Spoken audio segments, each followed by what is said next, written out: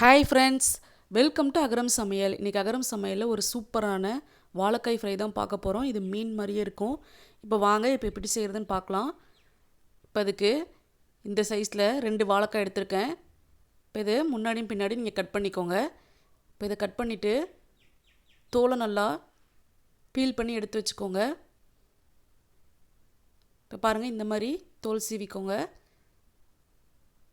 இப்போ இதை எடுத்து வச்சுட்டு இந்த மாதிரி க்ராஸாக கட் பண்ணுங்கள். அப்போ தான் மீனோட ஷேப் நமக்கு கிடைக்கும். இன்றைக்கி பார்த்தீங்கன்னா 2 வாழைக்காய் செஞ்சுருக்கேன்.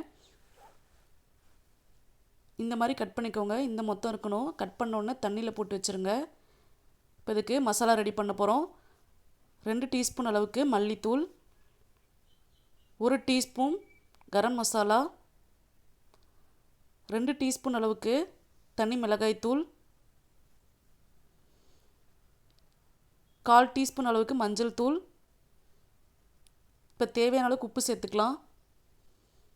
இப்போ அது கூடவே 2 டீஸ்பூன் அளவுக்கு கார்ன்ஃப்ளவர் மாவு, 1/2 டீஸ்பூன் அளவுக்கு இஞ்சி பூண்டு விழுது, ஒரு சின்ன நெல்லிக்காய் அளவுக்கு சைஸ் புளி எடுத்து இந்த மாதிரி லைட்டாக தண்ணி சேர்த்து கரைச்சி எடுத்து வச்சுருக்கேன். ரொம்ப தண்ணி மாதிரி இருக்கக்கூடாது. இந்த மாதிரி பேஸ்ட்டாக அரைச்சி சேர்த்துக்கோங்க. இப்போ இதை சேர்த்துட்டு நல்லா பெசரி எடுத்து வச்சுக்கோங்க. இப்போ நம்ம கட் பண்ணி எடுத்து வச்சுருக்க வாழைக்காய் மேலே தடவிக்கலாம். இப்போ இந்த மாதிரி மேலே நல்லா மசாலா படுற மாதிரி முன்னாடியும் பின்னாடியும் நல்லா தடவி எடுத்து வச்சுக்கோங்க. இந்த மாதிரி இப்போ எல்லா வாழைக்காவையும் இந்த மாதிரி பிரட்டி எடுத்து வச்சிடலாம். இப்போ பாருங்கள், எல்லா வாழைக்காவையும் பிரட்டி எடுத்து வச்சுட்டேன். இப்போ ஒரு 1/2 மணி நேரம் ஊறட்டும். பாருங்கள், 1/2 மணி நேரம் ஊறிடுச்சு.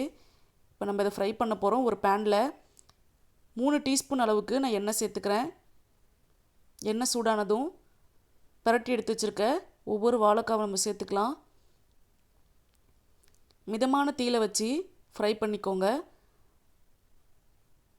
ஒரு 5 நிமிஷம் முன்னாடியும் பின்னாடியும் நீங்கள் ஃப்ரை பண்ணிங்கன்னா போதும். லோ ஃப்ளேமில் தான் இருக்கணும். இப்போ இதை திருப்பி போட்டுக்கோங்க. இது பார்த்திங்கன்னா சாம்பார் சாதம், ரசம் சாதம், தயிர் சாதம் இது எல்லாத்துக்குமே பார்த்திங்கன்னா ரொம்ப நல்லாயிருக்கும். இந்த புளி சேர்த்து செய்யும்போது பார்த்திங்கன்னா மீன் டேஸ்ட்லேயே அதே டேஸ்ட்லேயே வரும். இப்போ பாருங்கள், சூப்பராக வெந்துருச்சு.